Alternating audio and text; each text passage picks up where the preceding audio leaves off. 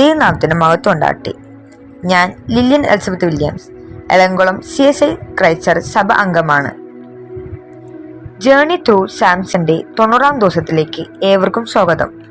ഇന്ന് നമ്മൾ ചിന്തിക്കുന്ന വേദഭാഗം സങ്കീർത്തനം 55-ാം അധ്യായം 17 മുതൽ 23 വരെ. ഒരു വ്യക്തിയുടെ പ്രാർത്ഥനയാണ്, ഒരു മനുഷ്യന്റെ വേദനകളാണ് ഇവിടെ കാണാം.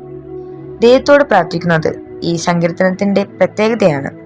അതുപോലെ തന്നെ ഉറ്റ സുഹൃത്ത് ചെയ്ത ചതി തന്റെ ഹൃദയത്തിൽ ഉണ്ടാക്കിയ വേദനയും ഇവിടെ പ്രാർത്ഥന വിഷയമാണ്. ദാവീദ് വളരെയധികം പ്രയാസത്തിൽ കൂടി കടന്നു പോവുകയായിരുന്നു. അവന്റെ ഏറ്റവും അടുത്ത സുഹൃത്ത് അടക്കം അവന്റെ പല സ്നേഹിതന്മാരും അവനെ എതിരായി. അത് വളരെ സങ്കടമായിരുന്നു. എങ്ങനെയാണ് ദാവീദ് ഈ പ്രശ്നം പരിഹരിച്ചത്? ഒന്നാമതായി അവൻ ദൈവത്തെ വിളിച്ചപേക്ഷിച്ചു. ഞാനോ ദൈവത്തെ വിളിച്ചപേക്ഷിക്കും, യഹോവ എന്നെ രക്ഷിക്കും. ഞാൻ വൈകുന്നേരവും കാലത്തും ഉച്ചയ്ക്കും സങ്കടം ബോധിപ്പിച്ച് കരയും. അവൻ എൻ്റെ പ്രാർത്ഥന കേൾക്കും. ദാവീദിന് ക്രമമായ ഒരു പ്രാർത്ഥന ജീവിതമുണ്ടായിരുന്നു.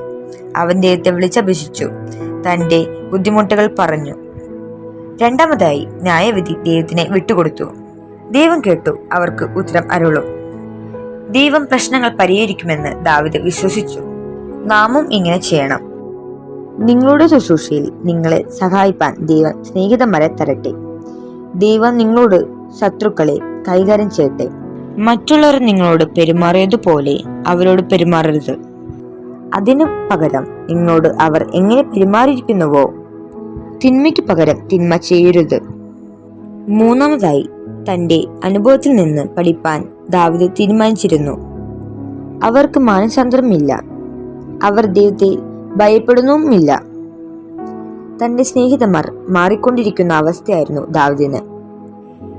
ദൈവത്തെ കൂടുതൽ ഭയപ്പെടുവാൻ ഇത് വളരെ സഹായകമായിരുന്നു.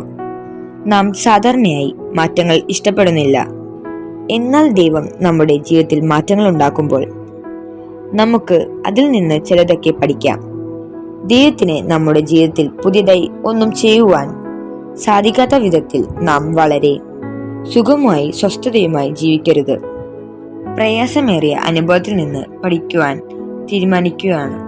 ദൈവത്തിന് ഒരു ഉദ്ദേശമുണ്ട്. അവൻ നിങ്ങളെ പുതിയ സത്യങ്ങൾ പഠിപ്പിക്കട്ടെ, നിങ്ങളുടെ ജീവിതത്തിൽ പുതിയ വഴികൾ പ്രവർത്തിക്കട്ടെ. നമുക്ക് പ്രാർത്ഥിക്കാം. ദൈവമേ, ഈ ഒരു നല്ല ദിവസം തന്നതിനായി നന്ദി പറയുന്നു. ദാവീദിനെ പോലെ ഒരു പ്രാർത്ഥന ജീവിതം ഞങ്ങൾക്കും തരണമേ. മറ്റുള്ളവരെ സഹായിപ്പാൻ ഞങ്ങളെ പഠിപ്പിക്കണമേ. അനുദിനം ജീവിതത്തിൽ നിന്നെ പറ്റി ജീവിക്കാൻ സഹായിക്കണമേ. യേശുനാമത്തിൽ പ്രാർത്ഥിക്കുന്നു. ആമേൻ.